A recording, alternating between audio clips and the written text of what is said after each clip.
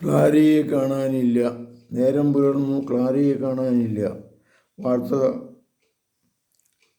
കാട്ടുതീ പോലെ വരുന്നു. വീട്ടുകാർ ആകെ പരിഭ്രമിച്ചു. നാടെങ്ങും അന്വേഷണം നടത്തി. അന്വേഷണത്തിനൊടുവിൽ ക്ലാര പോർട്സുമുളയിലുണ്ടെന്ന് വിവരമറിഞ്ഞ് സഹോദരനായ മെനോൽദേയും സംഘവും കുതിരപ്പുറത്ത് കുതിച്ചെത്തി. ആവശ്യമെങ്കിൽ ബലമായി പിടിച്ചുകൊണ്ട് പോരുക തന്നെ. എന്നാൽ ക്ലാര തിരികെ പോരാൻ തയ്യാറായിരുന്നില്ല. അവൾ ബലിപീഠത്തിങ്കൽ കെട്ടിപ്പിടിച്ചു. തന്നെ തൊടാൻ സഹോദരന് യാതൊരു അധികാരവുമില്ലെന്ന് അവൾ സധൈര്യം പ്രഖ്യാപിച്ചു. കാരണം ഇപ്പോൾ താനൊരു കന്യാസ്ത്രീയാണ്, ക്രിസ്തുവിൻ്റെ മണവാട്ടിയാണ്. അവൾ മുണ്ടനം ചെയ്ത തൻ്റെ ശിരസ് അയാൾക്ക് കാണിച്ചു കൊടുത്തു.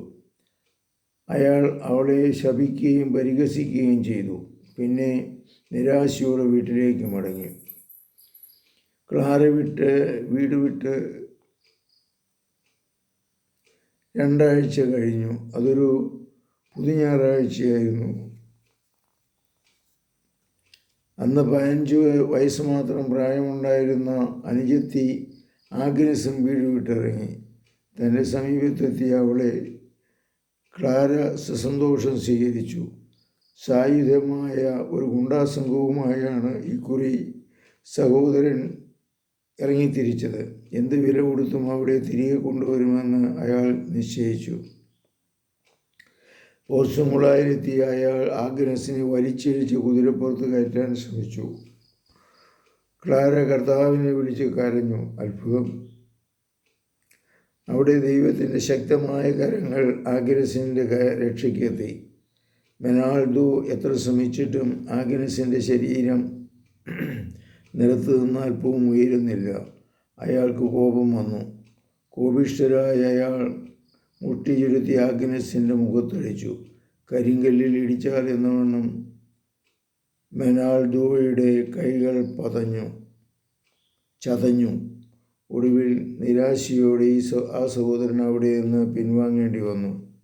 തങ്ങളെ രക്ഷിച്ച ദൈവത്തിന് അവരെല്ലാവരും നന്ദി പറഞ്ഞു.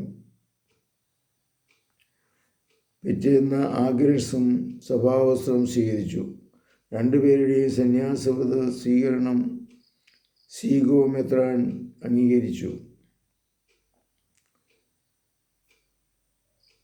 സാന്റാമിനോ ദേവാലയവും അതോട് ചേർന്ന വൈദിക മന്ദിരവും അവരുടെ പ്രവർത്തനങ്ങൾക്ക് അദ്ദേഹം ദാനമായി നൽകി.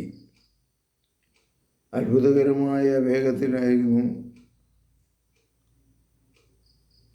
ക്ലാര സഭയുടെ വളർച്ച.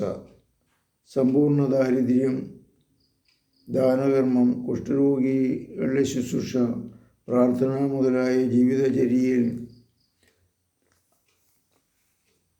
ആകൃഷ്ടരായി അനേകം യുവതികൾ സഭയിൽ ചേർന്നു. ക്ലാരയുടെ അവസാന കാലമാകുമ്പോഴേക്കും ക്ലാര മഠത്തിന് 100ഓളം ശാഖകളും 5000ഓളം സഹോദരിമാരും ഉണ്ടായിരുന്നു. 1253 ഓഗസ്റ്റ് 9 ഇന്നസെൻ്റ് 4 മാർപ്പാപ്പ ക്ലാര സഭയുടെ നിയമാവലി ഔദ്യോഗികമായി അംഗീകരിച്ചു. 2 ദിവസം കൂടി കഴിഞ്ഞ് ഓഗസ്റ്റ് 11 കുഷ്ഠരോഗികളുടെയും ആലംബഹീനരുടെയും പ്രിയപ്പെട്ട അമ്മ ക്രിസ്തുനാഥൻ്റെ ദിവ്യസന്നിധിയിലേക്ക് യാത്രയായി. മരിച്ച് 2 വർഷം കഴിഞ്ഞപ്പോഴേക്കും അവളെ വിശുദ്ധിയായി പ്രഖ്യാപിച്ചു. ഇന്നും അനേകായിരങ്ങൾക്ക് പ്രകാശമായി ക്രിസ്തുവിലേക്കുള്ള പാതയിൽ വെളിച്ചമായി ആ അമ്മ നിറഞ്ഞു നിൽക്കുന്നു. പിൽക്കാലത്ത് ക്ലാര സഭയിൽ ഒട്ടനവധി വിശുദ്ധരെ വാഴ്ത്തപ്പെട്ടവരുമായി